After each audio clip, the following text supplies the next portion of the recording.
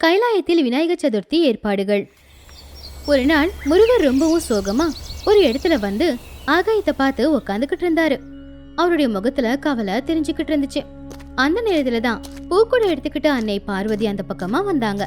ரொம்பவும் சோகமா உக்காந்துக்கிட்டு இருக்கிற முருகரை பார்த்து அவங்களும் முருகர் பக்கத்துல உட்கார்ந்தாங்க. முருகா, என்ன ஆச்சு? எதுக்காக இவ்வளவு கவலையா இங்க உக்காந்துக்கிட்டு இருக்க?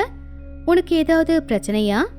கைலாயத்துல உன்னை ஏதாவது விஷயம் கஷ்டப்படுத்துச்சா? எதுவா இருந்தாலும் அம்மா கிட்ட சொல்லப்பா, நான் அத என்னன்னு பாக்குறேன். அம்மா, உங்களுக்கு தெரியாதது ஒன்றும் இல்லை. இன்னும் சில நாட்கள்ல விநாயக சதுர்த்தி வருது இல்ல? ஆமாப்பா, விநாயகர் சதுர்த்தி பண்டிகை வரப்போகுதுன்னா நீ சந்தோஷமா தானே இருக்கணும்.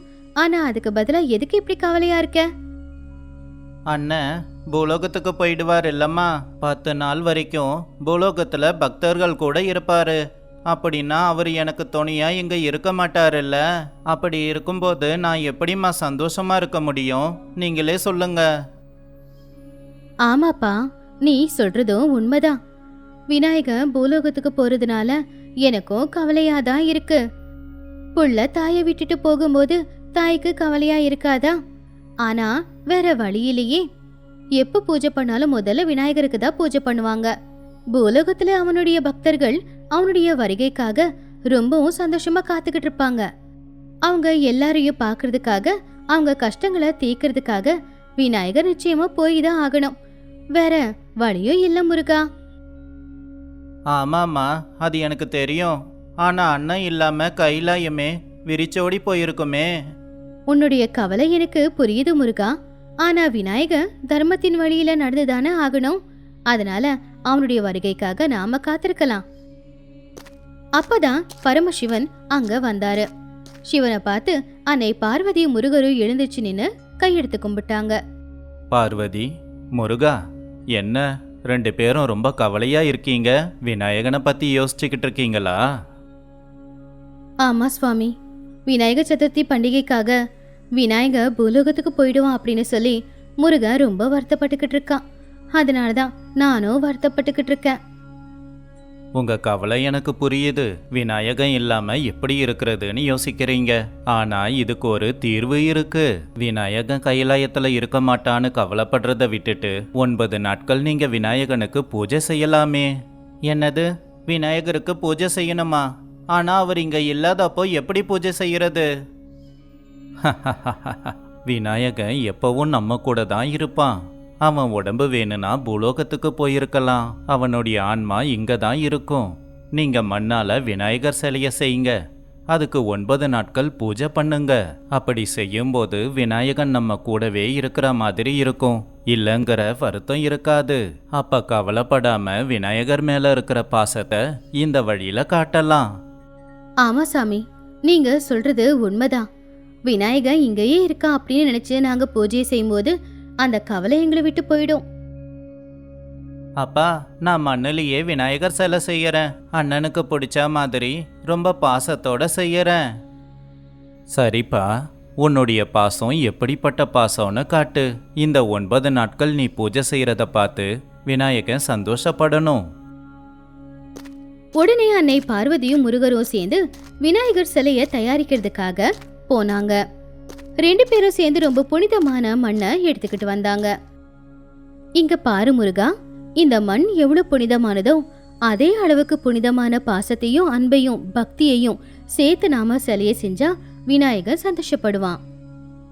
ஆமாம்மா, அண்ணனுடைய தும்பிக்கை, 2 காது, பெரிய வயிறு, 2 குட்டி கண்ணு செய்யும் போது அழகா இருக்கு. அண்ணனே நேர்ல இருக்கிற மாதிரி இருக்கு. ஆமாப்பா, மனசுல தூய்மையான பக்தி இருக்கிற வரைக்கும் அந்த தெய்வம் நம்ம கூடவே தான் இருக்கும்.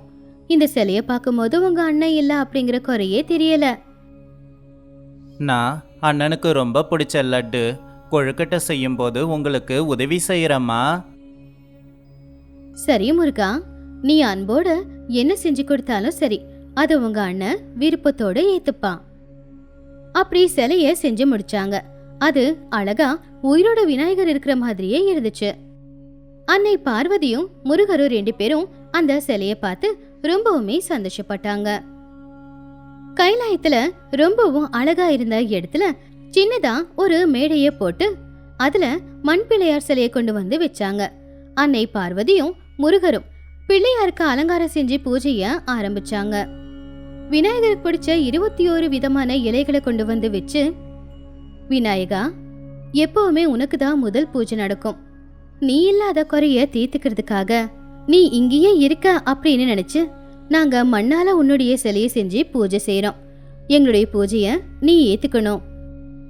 ஓம் விநாயகனே போற்றி, வினைகள் தீர்ப்பவனே போற்றி, யானை முகத்தானே போற்றி, 5 கரத்தானே போற்றி.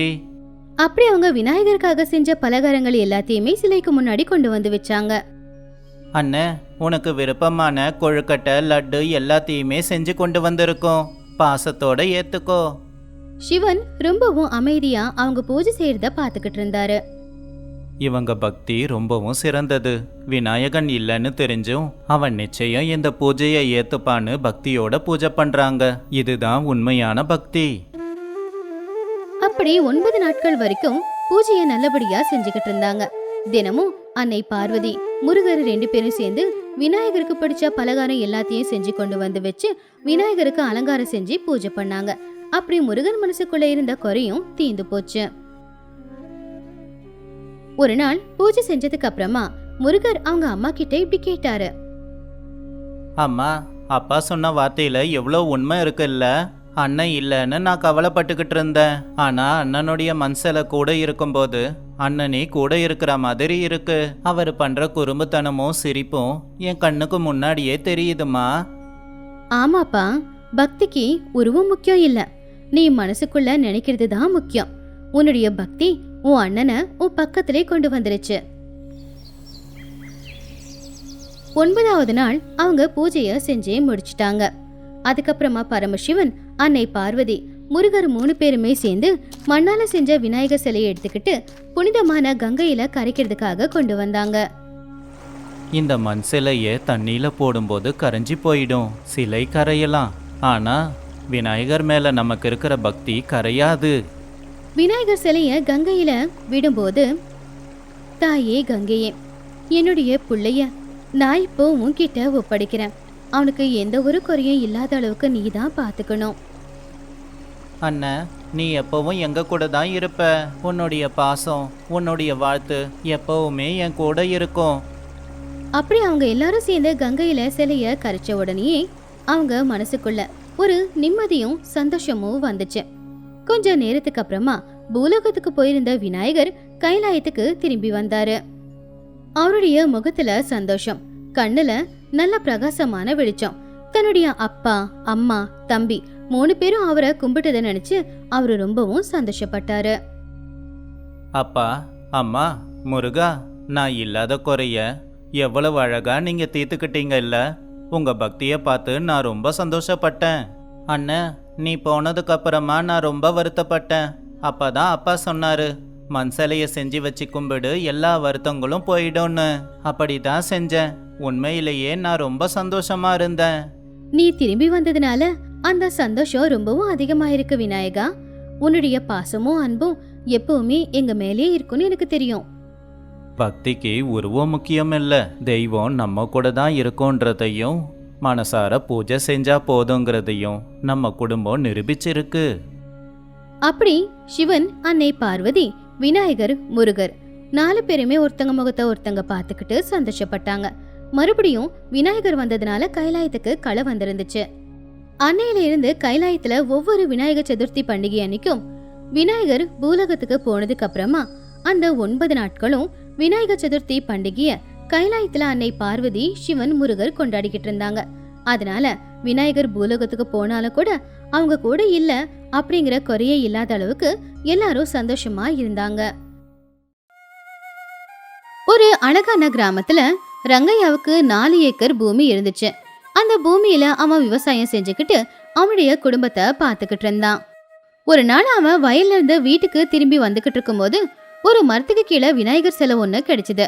அதுல விநாயகருடைய ஒரு கை ஒடிஞ்சு போயிருந்துச்சு.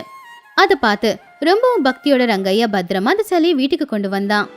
வீட்டுக்கு வந்ததும் கொஞ்சம் மண்ணை எடுத்துட்டு வந்து அந்த மண்ணுல ஒரு கைய தயார் பண்ணி அதை விநாயகர் சிலைக்கு ஒட்டி வச்சு அந்த விநாயகர் சிலையை வீட்டுக்குள்ள கொண்டு போய் வச்சு அவன் கும்பிட்டுக்கிட்டு இருந்தான்.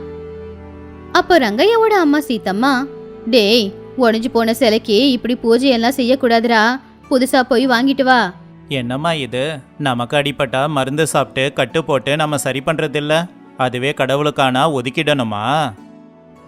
என்னைக்குடா நீ என் பேச்ச கேட்டிருக்க? உனக்கு என்ன தோணுதோ அதையே செஞ்சுக்கோ. ரங்கையா அம்மா சொன்னதை கேட்காம அவன் கொண்டு வந்த அந்த விநாயகர் சிலைக்கு தினமும் பூஜை செய்ய ஆரம்பிச்சான். இப்படியே நாட்களும் போய்கிட்டு இருந்துச்சு. ஒரு நாள் ரங்கையா நெல் மூட்டை எல்லாத்தையுமே எடுத்துக்கிட்டு மாட்டு வண்டியில வீட்டுக்கு வந்துகிட்டு இருக்கும் போது அந்த மாட்டு வண்டியோட சக்கரம் ஒரு பாறையில மோதுச்சு. அதனால வண்டி அப்படியே கவிழ்ந்து விழுந்துருச்சு. ரங்கையா உடனே கீழே விழுந்துட்டான். அவன் கால் மேல அந்த வண்டியில இருந்த நெல் மூட்டை எல்லாமே விழுந்துருச்சு. அதனால பாவம் அவனுக்கு காலுக்கு அடிபட்டுச்சு. அப்போ பக்கத்துல இருக்கிறவங்க எல்லாரும் ஓடி வந்து அந்த நெல் மூட்டை எல்லாத்தையுமே எடுத்துட்டாங்க. அதுக்கப்புறமா அவனை ஹாஸ்பிட்டலுக்கு கொண்டு போய் சேர்த்தாங்க. இந்த விஷயத்த கேள்விப்பட்ட உடனேயே ரங்கையாவோட அம்மா சீத்தம்மா, மனைவி துர்கா 2 பேருமே ஹாஸ்பிட்டலுக்கு ஓடி வந்தாங்க. ஐயா, டாக்டர் ஐயா, என் புள்ளைக்கு எப்படி இருக்குங்க? மூட்டை எல்லாமே உங்க பிள்ளையோட காலில் விழுந்ததால அவருக்கு கால் உடைஞ்சிருக்கு. நாங்க மாவு கட்டு போட்டிருக்கோம். ஆனா 6 மாசத்துக்கு அவர் காலை கீழே வைக்க கூடாது. அடுத்த 6 மாசத்துக்கும் அவர் வேலை செய்யாம ஓய்வெடுக்கணும். ஐயோ கடவுளே, ஏப்பா இப்படி செஞ்ச? எங்க குடும்பத்தை பாத்துக்க இருந்தது அவன் ஒருத்த மட்டும்தான், அவனுக்கும் இப்படி ஆயிடுச்சே. அதுக்கப்புறமா அவங்க ரங்கையாவை வீட்டுக்கு கூட்டிக்கிட்டு வந்துட்டாங்க. சீத்தம்மா ரொம்பவும் வருத்தப்பட்டுக்கிட்டு இருந்தாங்க. துர்கா அந்த நெல்லை வித்து அதுல வந்த பணத்தை கொஞ்சம் கொஞ்சமா செலவு பண்ணிக்கிட்டு இருந்தான். ஆனா ரொம்ப நாள் அந்த பணத்தை வச்சு தாக்கு பிடிக்க முடியல. டேய் ரங்கா, வயல்ல விவசாயம் செய்யாம அப்படியே விட்டுட்டா நல்லதில்லடா. அதுக்கப்புறம் விவசாயம் செய்யறது கஷ்டமாயிடும். இன்னொரு பக்கம் வீட்டுல நிலைமை சரியில்லை. வீட்டுல சாப்பிட கூட எதுவுமே இல்லடா. பசங்களுக்கு கூட எங்களால வயிறார சாப்பாடு போட முடியல. நான் கும்புற அந்த விநாயகர் ஏதாவது ஒரு நல்ல வழியை காட்டுவாருமா. எனக்கு விநாயகர் மேல நம்பிக்கை இருக்கு. நாமளே சாப்பாடு இல்லாம கஷ்டப்படுறோம். கடவுள் என்னடா பண்ண போறாரு? அவரு சாப்பிட்றதுக்கே நாம தாண்டா பிரசாதம் செஞ்சு வச்சாகணும். கடவுள் எப்ப என்ன பண்ணுவாருன்னு யாருக்கும் தெரியாதுமா. அதனால தான் அவர் கடவுளா இருக்காரு, நாம மனுஷங்களா இருக்கோம். அவர் ஏன் இப்படி பண்றாருன்னு இப்ப புரியாது. எல்லாம் நடந்து முடிஞ்சதுக்கு அப்புறம் தான் புரியும். இந்த பக்கம் கைலாயத்துல விநாயகர் அவருடைய தம்பியான முருகரை பார்க்க போனாரு. அண்ணே, என்னென்ன இந்த பக்கம் சாப்பிட எதுனா வேணுமா? வேண்டாம், எனக்கு இப்ப எதை சாப்பிட்டாலும் அது சுவையா இருக்கிறது இல்ல. ஏன்ன, என்னாச்சு? பூலோகத்துல என்னோட பக்தன் ஒருத்தன் ரொம்ப கஷ்டப்பட்டுக்கிட்டு இருக்கான். அவனுக்கு நான் உதவி செய்ய போக போறேன். நீயும் துணைக்கு வரியா? ஆ, சரிங்க அண்ணே. அப்படி விநாயகர் முருகர் 2 பேருமே சாதாரண மனுஷங்களோட உருவத்துக்கு மாறினாங்க. அதுக்கப்புறம் அவங்க பூலோகத்துக்கு வந்து ரங்கையாவோட வீட்டுக்கு வந்தாங்க. யாருங்க நீங்க? உங்களுக்கு என்ன வேணும்? என்னோட பேரு கணபதிங்க. இவன் என் தம்பி சண்முகன். எங்களுக்கு விவசாயம் பண்றதுக்கு ஒரு வயல் வேணும். உங்ககிட்ட வயல் இருந்தா குத்தகைக்கு கொடுங்களேன். எனக்கு ஏக்கர் கணக்குல வயல் இருக்குங்க. எனக்கு இப்போ உடம்பு முடியலங்கிறதால என்னால விவசாயம் செய்ய முடியல. நீங்க விவசாயம் செய்யறதுனா சொல்லுங்க, நான் அந்த வயலை உங்களுக்கு கொடுக்கறேன். சரிங்க, அப்படியே எங்களுக்கு தங்க இடமும் வேணும். உங்களுக்கு எந்த பிரச்சனையும் இல்லைன்னா நீங்க என் வீட்டிலேயே தங்கிக்கலாம். எங்களுக்கு எந்த பிரச்சனையும் இல்லை. அப்படி அன்னையிலிருந்து விநாயகர் முருகர் 2 பேருமே சேர்ந்து ரங்கையாவோட வீட்லயே தங்குனாங்க. ஆனா ரங்கையாவுக்கு உடம்பு முடியல அப்படின்னாலும் கூட அவன் காலையிலேயே எழுந்திருச்சு குளிச்சு முடிச்சிட்டு விநாயகருக்கு பூஜையை செஞ்சுக்கிட்டு இருந்தான். அந்த பக்தியை பார்த்து விநாயகர் சந்தோஷப்பட்டாரு. அண்ணா, உங்க பக்தனோட பக்தியை பார்த்தா எனக்கு சந்தோஷமா தான் இருக்கு. சரி சரி முருகா, வா வேலைய ஆரம்பிக்கலாம். அப்படி அவங்க 2 பேரும் சேர்ந்து நிலத்தை உழ ஆரம்பிச்சிட்டாங்க. அதுக்குள்ள அங்க நிறைய களைச்செடி எல்லாமே முளைச்சு வந்துருந்துச்சு. அது எல்லாத்தையுமே புடுங்கி போட்டுட்டு அவங்க நிலத்தை உழ ஆரம்பிச்சாங்க. அண்ணே, நாளைக்கு மழை வந்தா நல்லா இருக்கும். முருகா, நீ அப்பா கிட்ட வேண்டிக்கோ. அப்பா தான் அந்த கங்கையே தலையில வச்சுக்கிட்டு இருக்காரு. அவரு நிச்சயமா மழை பெய்ய வைப்பாரு. அப்படி முருகர் சிவன் கிட்ட வேண்டிக்கிட்ட உடனேயே அங்க மழை பெய்யவும் ஆரம்பிச்சுது. அதுக்கு அடுத்த நாள் அவங்க வயல்ல விதைய விதைச்சாங்க. நாளே நாளில போட்ட விளைச்சல் எல்லாமே முளைச்சு வந்துச்சு. அன்னைக்கு சாயந்தர நேரம் சீத்தம்மா எல்லாருக்கும் சாப்பாடு சமைச்சு போட்டுக்கிட்டு இருந்தாங்க. ரங்கையா, விநாயகர், முருகர் 3 பேருமே சாப்பிட்டாங்க. ஆனா அவங்க எல்லாரும் சாப்பிட்டதுக்கு அப்புறமா பாவம் சீத்தம்மாவுக்கு துர்காவுக்கு சாப்பிட எதுவுமே இல்ல. அவங்க 2 பேரும் பட்னியா தான் உட்காந்துக்கிட்டு இருந்தாங்க. இத விநாயகர் கவனிச்சாரு. உடனே அவங்க பக்கத்துல போனாரு. அம்மா இந்தாங்கம்மா, நாங்க அன்னைக்கு வரும்போது எங்களுக்காக எங்க அம்மா இதை செஞ்சு கொடுத்து அனுப்புனாங்க. நாங்க உங்களுக்கு கொடுக்க மறந்துட்டோம். இந்தாங்க, இந்த இனிப்பை சாப்பிடுங்க. வேண்டாப்பா, நாங்க சாப்பிட்டுட்டோம். எங்களுக்கு பசி எதுவும் இல்ல. உங்களுக்கு பசி இல்லைன்னாலும் எனக்காக சாப்பிட்டு தான் பாருங்களேன். அப்போ சீத்தம்மா துர்கா 2 பேருமே விநாயகர் கொடுத்த அந்த இனிப்பை சாப்பிட்டாங்க. அது ரொம்பவும் சுவையா இருந்துச்சு. அதனால மொத்த இனிப்பையுமே சாப்பிட்டுட்டாங்க. அப்படி விநாயகர் முருகர் 2 பேருமே சேர்ந்து வயல்ல இருக்கிற விளைச்சலுக்கு தண்ணியை விட்டுட்டு உரத்தை போட்டுக்கிட்டு அந்த விளைச்சல ரொம்ப நல்லபடியாவே அவங்க பாத்துக்கிட்டு இருந்தாங்க. அப்போ ரங்கையாவோட குடும்பத்துக்கு தேவையான பொருட்களை எல்லாத்தையுமே விநாயகர் வாங்கிட்டு வந்து கொடுத்தாரு. இப்போ இதெல்லாம் எதுக்கு? எப்படியும் நான் உங்களுக்கு குத்தகை பணம் கொடுக்க தானே போறேன். கணக்கு எல்லாத்தையும் அப்ப பாத்துக்கலாம். இப்படியே 6 மாசமும் ஆச்சு. விநாயகர் முருகர் சேர்ந்து வெளியே வச்ச விளைச்சல் ரொம்ப நல்லபடியாவே வந்திருந்துச்சு. இந்த பக்கம் ரங்கையாவுக்கு காலு கொஞ்சம் கொஞ்சமா குணமாச்சு.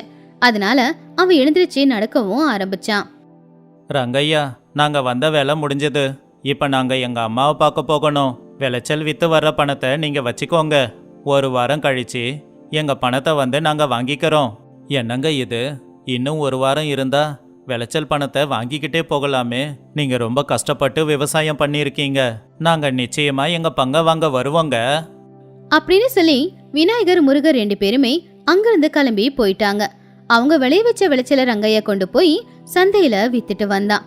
வழக்கமா கிடைக்கிற லாபத்துக்கு 10 மடங்கு லாபம் அவனுக்கு கிடைச்சிருந்தது. அதனால அவன் சந்தோஷமா அங்கிருந்து வீட்டுக்கு வந்தான். அம்மா, உனக்கு ஒன்று தெரியுமா? இந்த வருஷம் நம்ம வயல்ல விளைச்சல் நல்லா தான் வந்திருக்கு. 10 வருஷத்துல விளைய வேண்டிய விளைச்சல் ஒரே வருஷத்துல எப்படிமா விளைஞ்சது? அப்படியா? அவங்க வயல்ல எப்படி விவசாயம் செஞ்சாங்கன்னு தெரியலடா. எப்படி செஞ்சாங்க அப்படின்னு கேட்டு தெரிஞ்சுக்கோ. சரி, அவங்க பணத்தை அவங்களுக்கு எப்படி கொடுக்க போற? அவங்களே வந்து வாங்கிட்டு போறேன்னு சொன்னாங்கம்மா. அப்படி ரங்கையா விநாயகர் முருகர் 2 பேரும் வருவாங்க அப்படின்னு காத்துக்கிட்டே தான் இருந்தான். இப்படி இருக்கும்போது ஒரு நாள் சீத்தம்மா பூஜை அறையில விநாயகர் சிலைக்கு பூஜை செஞ்சுக்கிட்டு இருக்கும்போது ரங்கையா ஒட்டி வச்ச அந்த கை இல்லாம விநாயகர் சிலை முழுசா இருக்கிறத கவனிச்சாங்க.